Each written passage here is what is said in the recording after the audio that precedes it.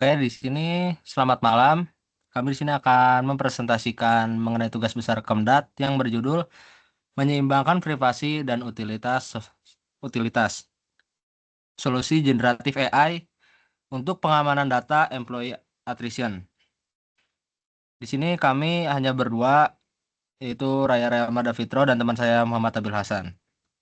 Nah, konteks bisnis organisasi ini perlu membagikan data SDM untuk analisis prediksi turnover karyawan. Nah, masalah utamanya tuh data memuat atribut sensitif, gaji, gaji, skor kinerja, dan atribut demografis seperti quasi identifier yang rentan disalahgunakan. Nah, untuk urgensi hukumnya ada di Undang-Undang PDP Nomor 27 Tahun 2022, Pasal 16 Ayat 2 yang mewajibkan pengamanan teknis data pribadi. Terus, risiko sanksi hukum jika terjadi kebocoran atau identifikasi ulang. Nah, audit privasi data aslinya. Nah, seberapa aman sih data kita?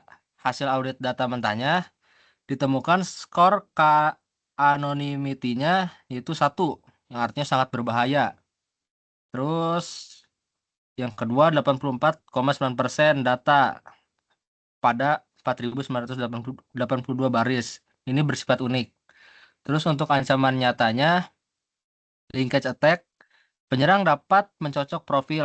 Contoh, misal ada pria usia 35, terus divisi sales di datanya. Nah, ini tuh bisa untuk mengungkap gaji dan kinerja individu tersebut secara presisi.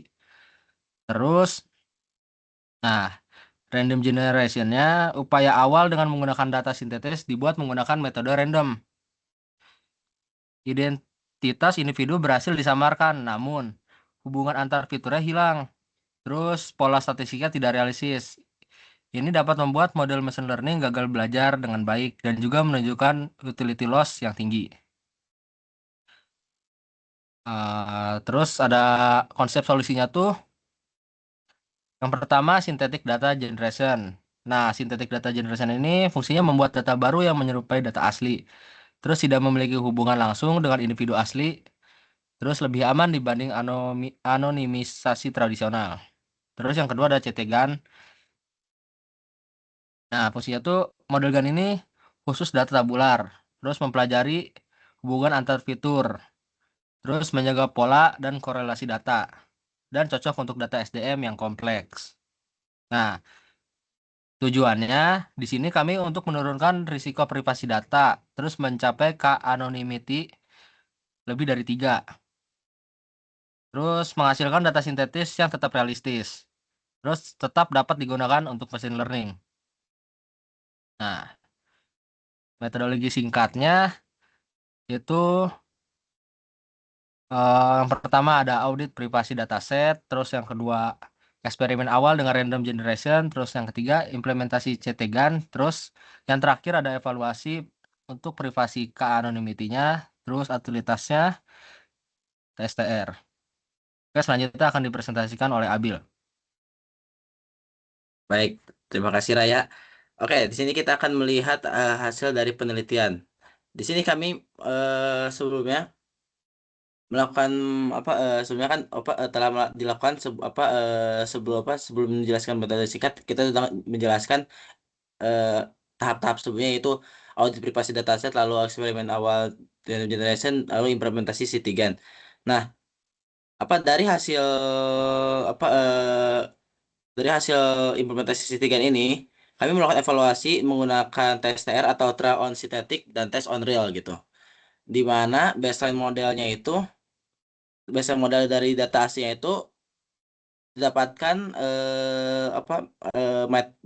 didapatkan skor metrik R2 atau R kuadrat sebesar negatif 0,0724, menunjukkan data asli bersifat stokastik atau noise-nya tinggi gitu.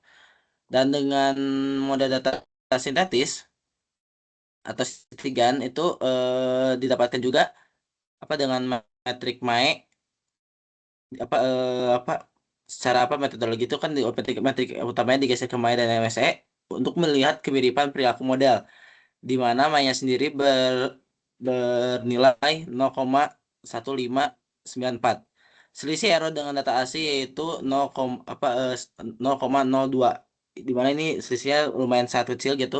Di mana kesimpulan utilitas ini pertama data sintetis tidak mengarang pola dan juga performa model sintetis sebanding dengan data asli. Dan juga Citigen berhasil mempelajari join distribusi data. Oke, next. Nah, lalu masalah awalnya itu adalah di mana K anatominya itu adalah 1. Yang berarti 84% karya data unik karyawan itu sangat beresiko ke reidentifikasi. Akhirnya setelah dilakukan tadi setelah dilakukan pengetesan, kita melakukan implementasi dengan Citigan, di mana data bersifat 100% sintetis, tidak ada mapping ke individu asli, dan skor ke anatominya itu 3. Lalu setiap kombinasi Q1 dimiliki minimal 3 record. Dan itu kesimpulan privasi, risiko leakage attack berhasil dimitigasi, dan dataset memenuhi prinsip perlindungan data sesuai UU PDP. Next.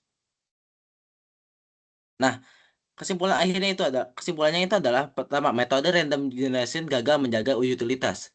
Lalu dari Citigan itu menghasilkan dua kesimpulan. Pertama, di mana Citigan berhasil meningkatkan privasi dari K1 ke K3. Lalu juga Citigan berhasil menjaga karakteristik statistik data. Lalu dari sisi data sintesisnya sendiri, eh, data data sintetisnya itu aman secara privasi dan juga layak digunakan untuk analisis machine learning gitu. Dan juga kami setelah kami melakukan eksperimen, kami menyimpan data saya itu dengan di file refined synthetic final K3 CSV, dan dinyatakan visible untuk data sharing. Lalu mungkin untuk saran atau rekomendasi penelitian selanjutnya itu, mungkin bisa menggunakan diferensial privasi untuk jaminan privasi matematis, lalu juga melakukan fitur engineering lanjutan untuk mengurangi noise, karena ada beberapa fitur juga yang bisa dikombinasikan. Lalu optimasi C3 dengan AutoML, mungkin seperti contohnya menggunakan Optuna atau Grid CV dan sebagainya. Lalu yang terakhir, eksplorasi model generatif tabular lain sebagai pembanding. Oke, next. Oke, mungkin sekian dari kami. Terima kasih atas penjelasannya. Kurang lebihnya mohon maaf. Wassalamualaikum warahmatullahi wabarakatuh.